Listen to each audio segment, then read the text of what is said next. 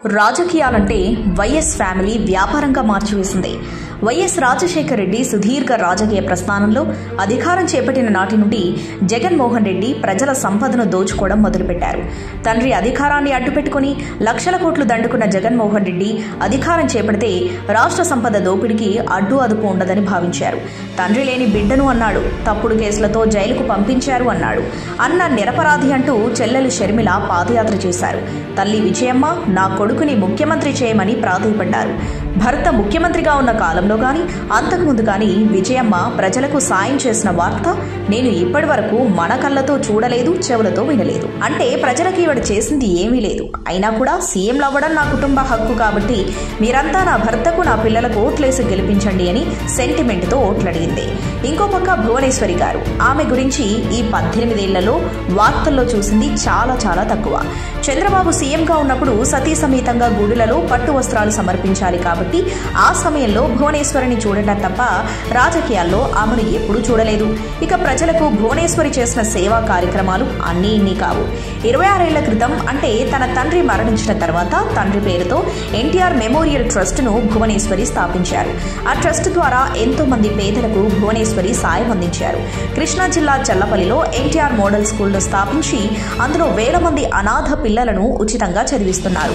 ప్రతిభ కలిగిన విద్యార్థులకు ట్రస్ట్ ద్వారా స్కాలర్షిప్స్ అందిస్తూ 4193 మంది పేద విద్యార్థులను 3.44 కోట్ల ఆర్థిక సాయం అందించారు. బాలికల విద్యను ప్రోత్సహించాలని ప్రతి ఏటా 50 మంది ప్రతిభ కలిగిన విద్యార్థులను ఎంపిక చేసి ఇప్పటి వరకు 1.93 కోట్ల స్కాలర్షిప్ రూపంలో అందించారు. ఎన్టీఆర్ మెమోరియల్ ట్రస్ట్ ద్వారా 1617 మంది విద్యార్థులను కాలేజీలలో చదివిస్తున్నారు. 2 తెలుగు రాష్ట్రాల్లో 3 స్కిల్ డెవలప్మెంట్ సెంటర్స్ స్థాపించి 7345 యువతీ యువకులకు శిక్షణ ఇప్పించి వారిలో 2500 మందికి ఉద్యోగాలు ఇప్పించారు. జాబ్ మేళాలు నిర్వహించి మరో 4000 మంది నిరుద్యోగులకు ఉద్యోగాలు ఇప్పించారు. గత 26 సంవత్సరాలలో 11,372 ఆరోగ్య శిబిరాలు నిర్వహించి 19,07,443 మంది ప్రజలకు ఉచిత వైద్య సేవలు అందించారు.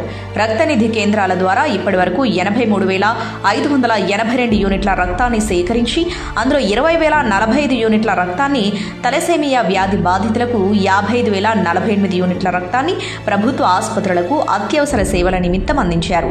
ప్రజలకు సురక్షిత మంచినీరు అందించాలని 2 తెలుగు రాష్ట్రాల్లో 3 క్లస్టర్ మోడల్ ఆర్ఓ ప్లాంట్లను, 42 ఇండివిజువల్ ప్లాంట్లను నెలకొల్పి తాగునీరు అందిస్తున్నారు.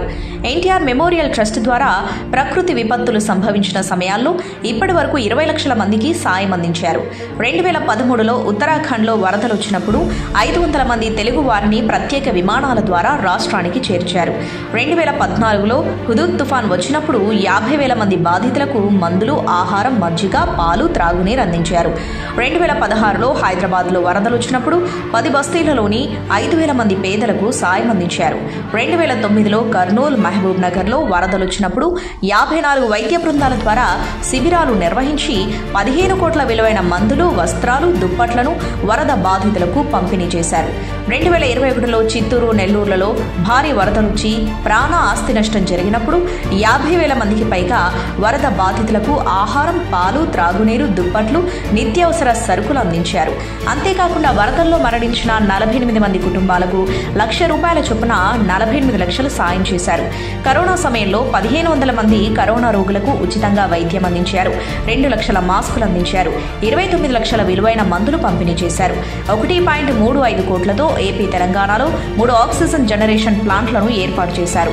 ప్రజా ఆరోగ్య సంరక్షణలో భాగంగా అధిక బరువు, కొలెస్ట్రాల్, డయాబెటీస్, రక్తపోటు నియంత్రణకై న్యూట్రిబుల్ యాప్ ద్వారా న్యూట్రిషనిస్టుల ద్వారా డైట్ ప్లాన్లను, ఆరోగ్య సలహాలను ఉచితంగా ఇవ్వడం జరుగుతుంది.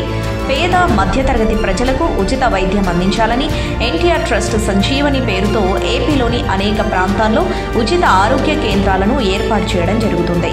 భువనేశ్వరి ఇవి కాక ఎన్నో గుప్తదాన ధర్మాలు చేశారు. మరి తండ్రి పేరుతో స్థాపించిన ట్రస్ట్ ద్వారా ఇన్ని లక్షల మందికి సేవ చేస్తూ కూడా ఒక రాజకీయ నాయకుడి భార్య అయ్యుండి, ఒక రాజకీయ నాయకుడికి తల్లయ్యుండి కూడా తన ఒక్కగానొక్క కొడుకు మొదటిసారి ఎన్నికల్లో పోటీ చేసినా కూడా నా కొడుక్కి ఓటు వేయండి అని అడగలేదు. 40 ఏళ్లుగా భర్త రాజకీయాల్లో ఉన్నా కూడా నా భర్తకి ఓటు వేయండి అని ఎప్పుడూ అడగలేదు. కానీ ఏ తప్పు చేయని తన భర్తను అకారణంగా అన్యాయంగా జైల్లో పెడితే తప్పనిసరి పరిస్థితుల్లో నిజం గెలవాలి అని ప్రజల ముందుకొస్తే వైసీపీ పేటీఎం కుక్కలు మొరుగుతున్నాయి. ప్రజలకు పైసా విదల్చకుండా ప్రజా సంపదను దోపిడీ చేసిన వైఎస్ కుటుంబానికి రాష్ట్రంలో ఓటు అడిగే హక్కుందా? ప్రజా సంక్షేమమే లక్ష్యంగా తన సంపదలో కొంత భాగాన్ని ప్రజల అభివృద్ధికి వినియోగిస్తున్న చంద్రబాబు కుటుంబానికి ఓట్లు అడిగే హక్కుందా? ప్రతి ఆంధ్రుడు ఆలోచించాలి.